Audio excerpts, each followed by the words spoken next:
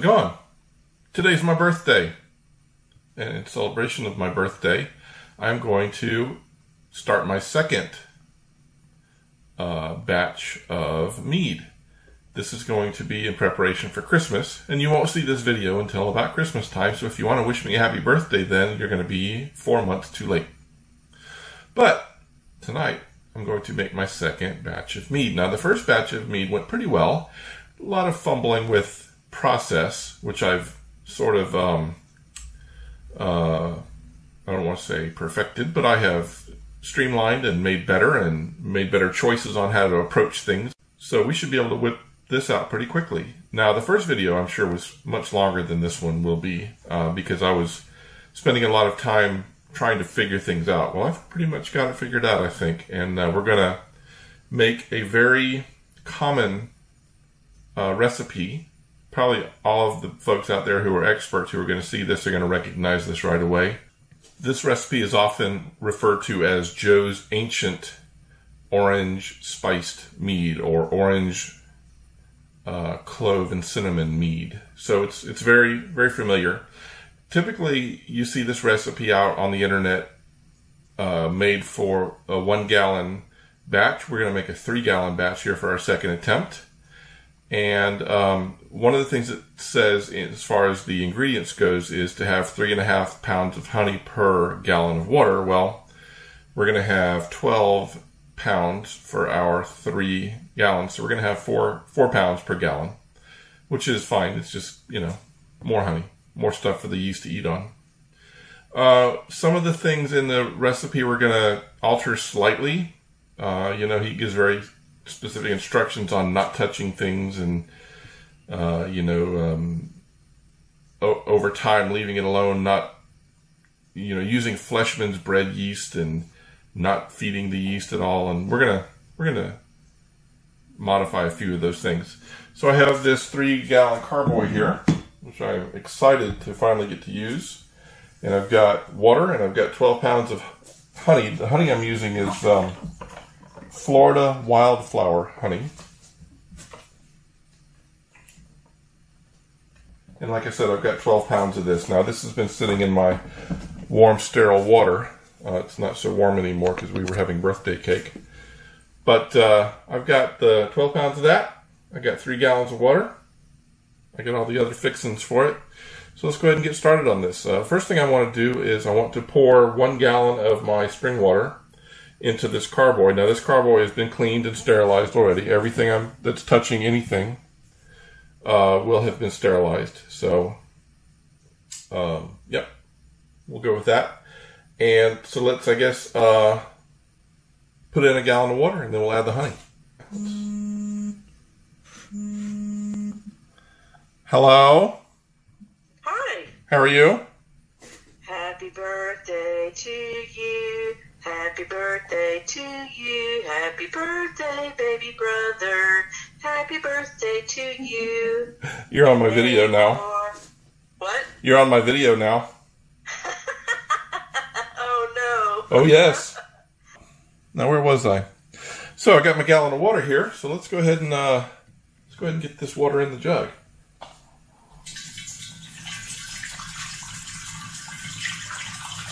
I'm so excited I've had this jug. I've actually had this water for like a week waiting to do this, but I knew I was going to do it on my birthday, so I knew I had to wait. All right. We're on our way. 1 gallon. The next thing I want to do is I want to put the honey in. So I've had the honey in what was warm water. It's not warm anymore, but because I had birthday cake and all that other stuff going on. All right. Now, I got this honey off Amazon. It was kind of expensive, but I think decently priced.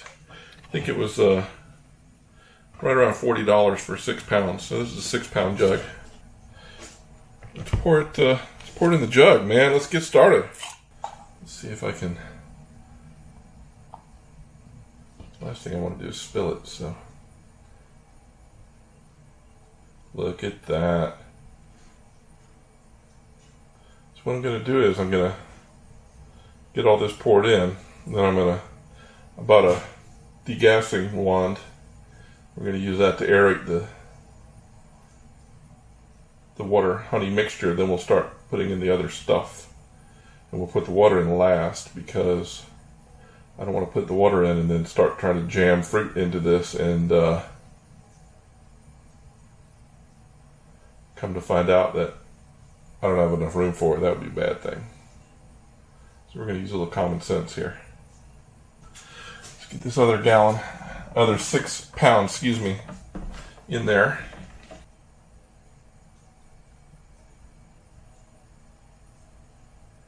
All right, let me get this funnel out. And I'm going to aerate this. I got a degassing wand and I have attached it to my drill. And so we're going to aerate this right now.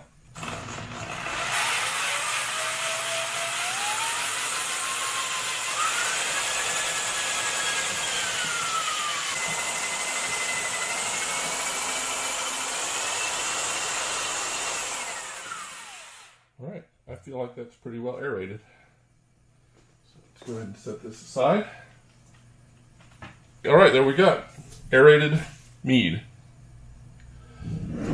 Now, we have oranges. We have raisins. We have cinnamon. We have allspice. We have cloves.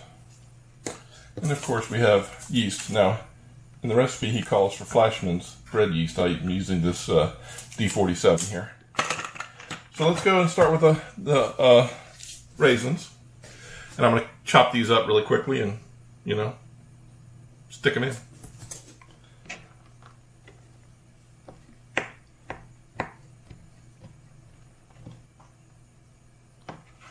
All right, let's put some in.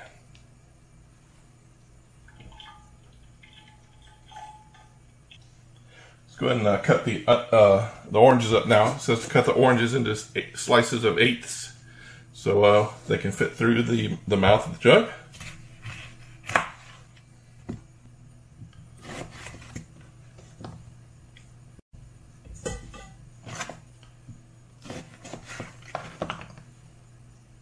Oh, that smells good.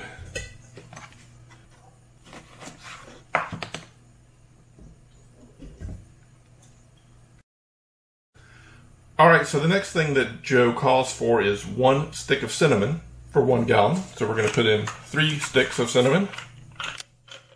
Delish.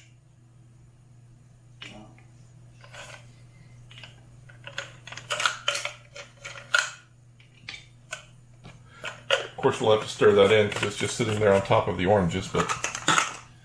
And he says 1 whole clove.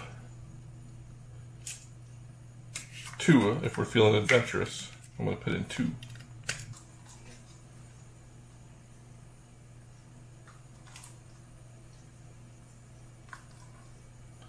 Alright, 6 cloves. And a pinch of allspice, he says. I'm going to give it 2 pinches.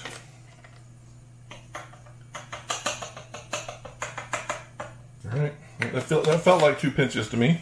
I'm not so sure exactly how much it was, but it felt pinchy. And the next thing he says to do is fill this up to within, how much?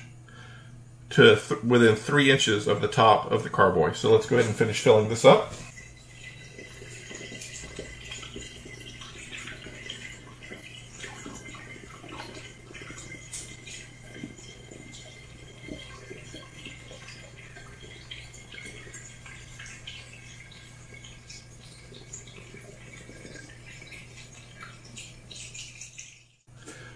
Then he says to put in the yeast. Now he says, like I said, a teaspoon of Flashman's bread yeast.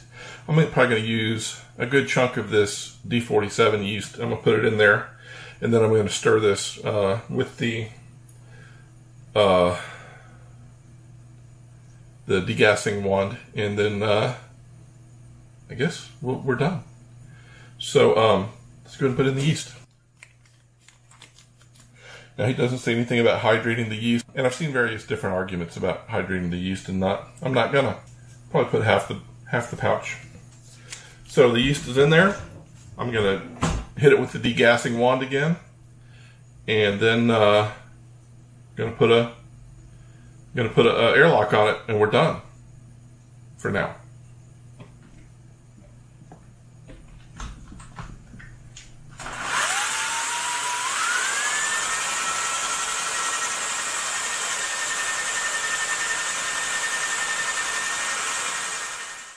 Well, I certainly feel like that's really well stirred. What I want to do now is I want to get my hydrometer out and take a quick measurement. Everything's sanitized, so I'll be able to take liquid out and put it back in. So we're going to take a quick measurement of the specific gravity, and then we will hit the airlock. So let's go ahead and take our measurement now.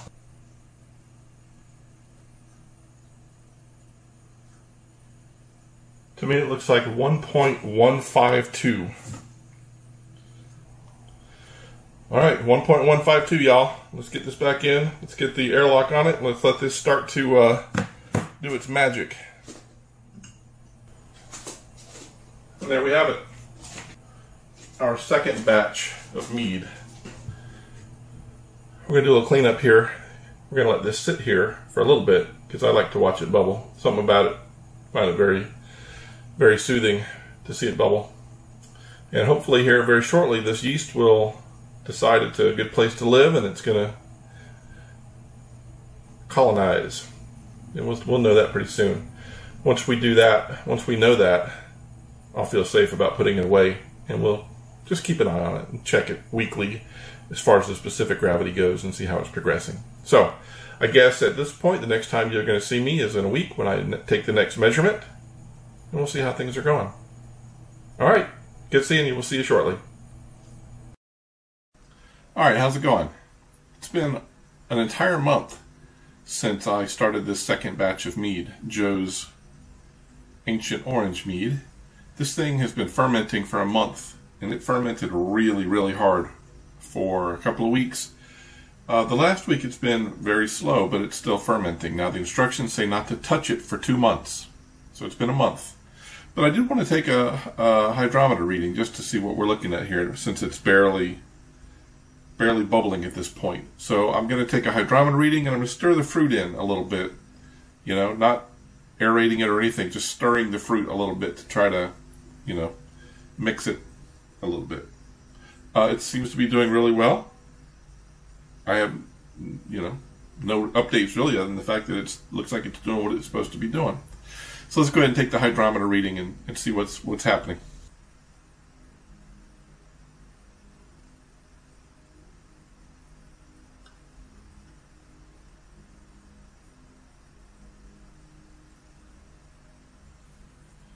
Okay, so the original reading was 1.152. This is now at 1.058. So that puts it at 12.69% alcohol by volume. 12.69 alcohol by volume. That's pretty good. I guess we're going to let this go for another month, as the instructions say, and then we'll see what it looks like then. But I'm going to go ahead and I want to stir the fruit in a little bit, and then I want to put this that we took out back in and then cap it for another month. All right.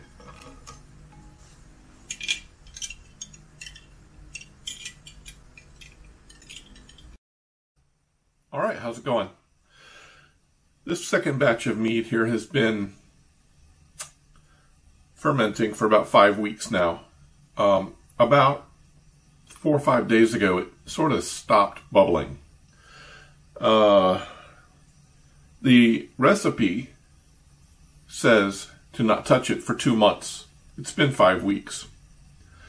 I have trouble just letting it sit there if it's not fermenting. My understanding is the fruit's supposed to break down and all that stuff, and I'm just really not totally down for that. If you look, this is what it looks like.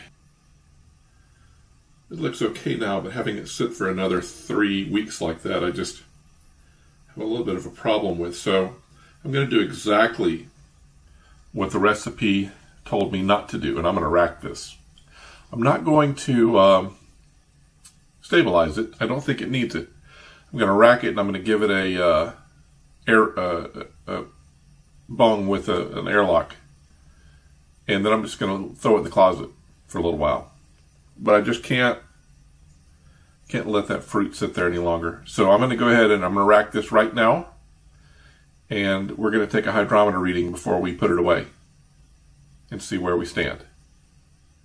The last one I took was pretty good. I think we're going to be fine with this. But let's go ahead and move the mead to the new carboy. And from there we will figure out what we're going to do next. All right, here we go.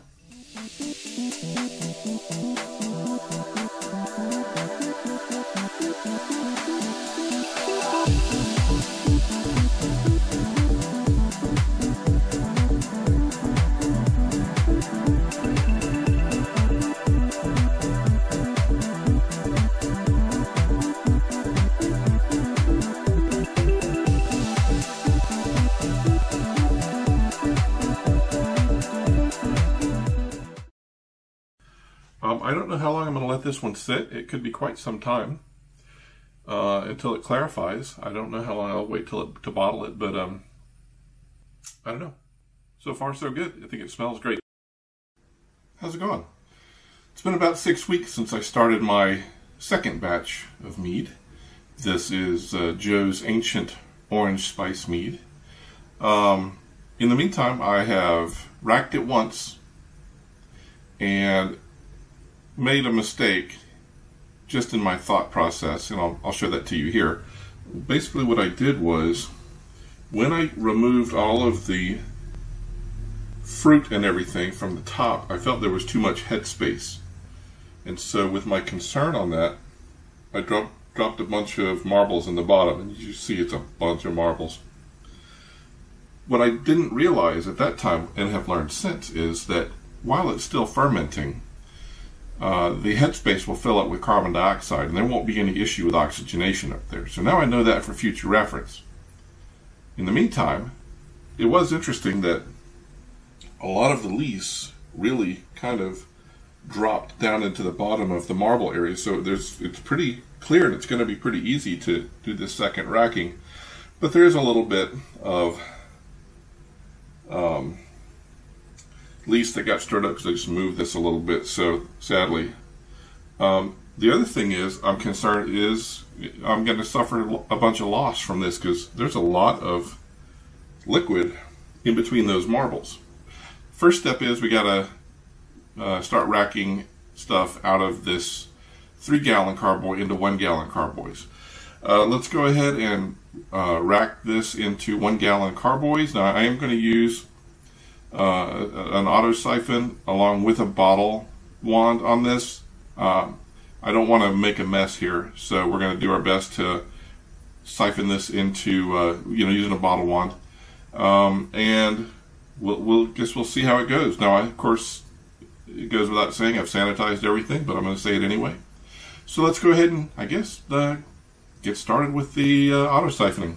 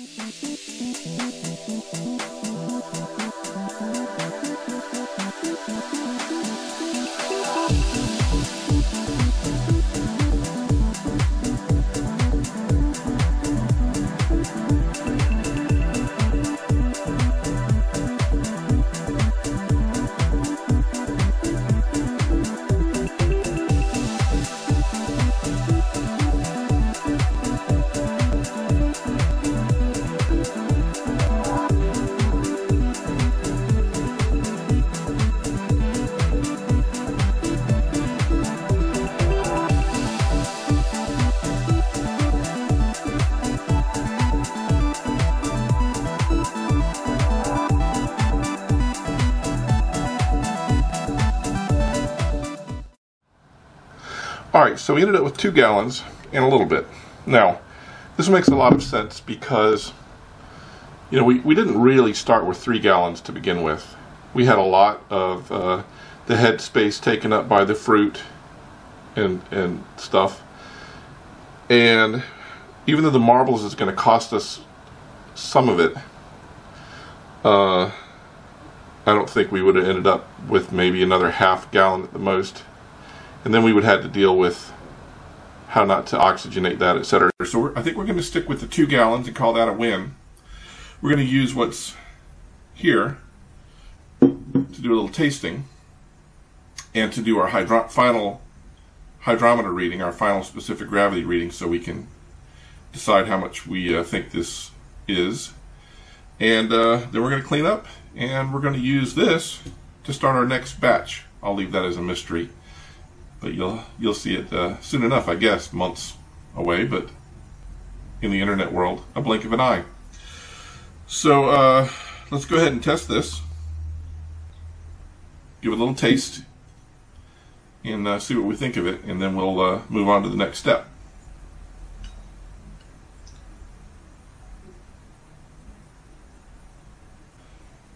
All right, let's go ahead and take our final gravity reading.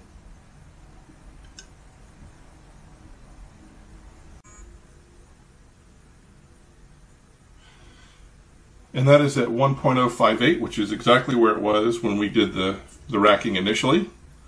So with that being the case, let's do the calculation real quick. And I get a ABV rating of 12.69%. 12.69%. I think that's okay for our second attempt. I'll take it. Well, let's, I guess, give this a taste and see what we think.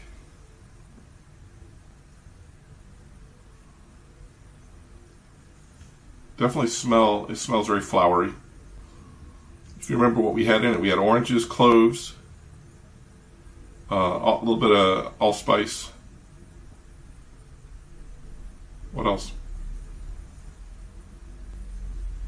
Smells amazing. Oh, sweet baby Jesus. That is so flippin' good. Definitely taste the alcohol, but oh my God, it's perfectly balanced. I love it. Love it. All right, well, we're going to leave the others to age. This is really smooth too, so aging is only going to make it better. All right, so we're done with this part. As far as, now we have to do our cleanup here, but we'll do that. And then I guess the next thing you'll see us doing is bottling. All right, well, thanks for stopping by, and we'll see you in a bit.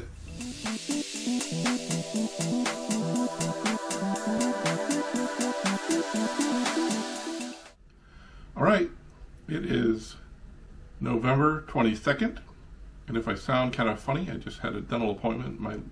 Half my mouth is pretty numb, but overlooking that, we are now at 3.5 months into Joe's Ancient Orange Mead, and it is time to bottle. We started this on August 13th. It has been racked, it has been stabilized, it has been clarified, and we're ready to bottle it now. And we're going to go ahead and do that. I'm not going to talk so much. It's not that it hurts, it's just that it sounds funny. But we're going to go ahead and bottle and label and cork and top, and we will be done with this batch in time to ship for Christmas. I'm not shipping it. All of you federal postal folks out there, it will get to where it needs to get to, but I'll probably cut the part about shipping it out. But I don't want to talk anymore, so let's go ahead and just start bottling, and then we will start labeling. I have 2 gallons total. See how many I guess 375 milliliter bottles we get out of this. All right, let's go ahead and go.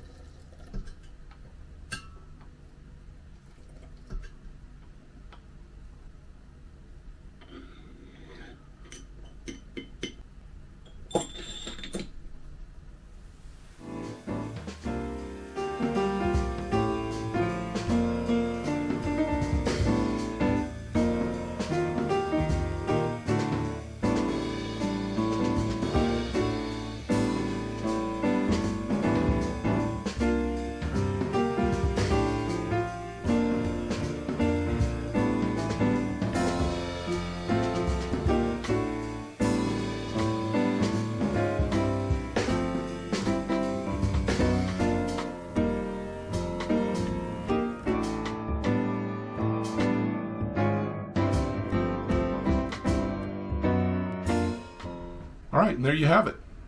Joe's Ancient Orange Mead. Start to finish, ready for Christmas. Bottled, ready to give us gifts. Well, that's episode number 2. I've already got episode number 3 halfway done. I guess you'll see it in a few months, because it does take a little bit of time to do this. So, you know, if you like what you're seeing, subscribe and hit the bell if you want to see what next time. But in the meantime, I guess we'll see you later.